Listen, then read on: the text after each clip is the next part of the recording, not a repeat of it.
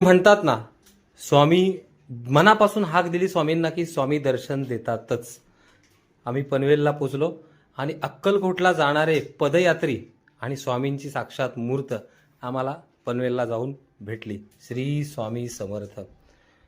अशक्य ही शक्य करतील स्वामी. जिथे स्वामी शरण तिथे न्यून काय.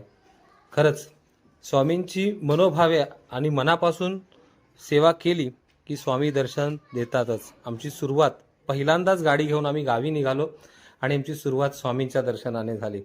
खरं तर आम्ही उतरून दर्शन घ्यायला होतं, पण पदयात्रींना अडवायचं कुठे आणि स्वामींची जी पदयात्रा आहे ती थांबवणं आम्हाला योग्य वाटलं नाही.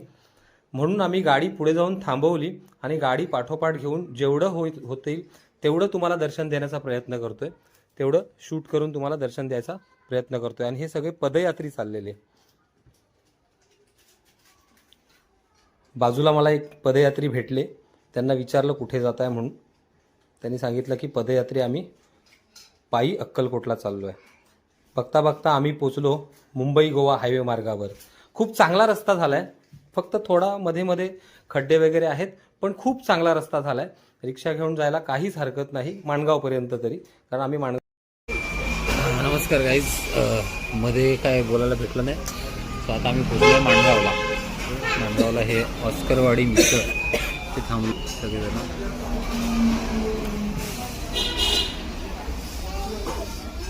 हागलेल्या तोंडाचा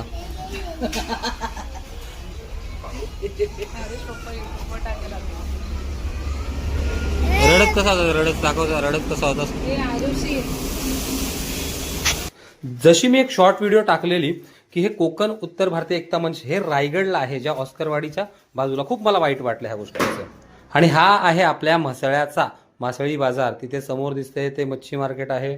पुढे आपल्याला मिरची गल्ली वगैरे भाजी गल्ली, आणि या साईडला इकडे आहे हा मुसलमानांचा मोहल्ला आहे. आणि इथे आमचे फेमस रगडावाले आहेत.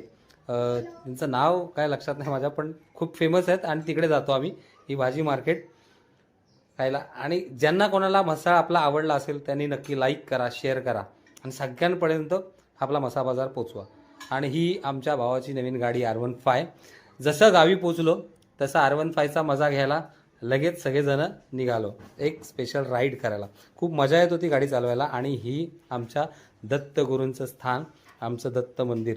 ही दत्त जयंतीच्या आदल्या दिवशीची तयारी सगळी चालू होती. ही सगळी आमची मंडळी जमलेली होती. हे सगळं आपलं महिला मंडळ हे रात्री 2:30 वाजेपर्यंत चालू होतं. काकड आरती चालू.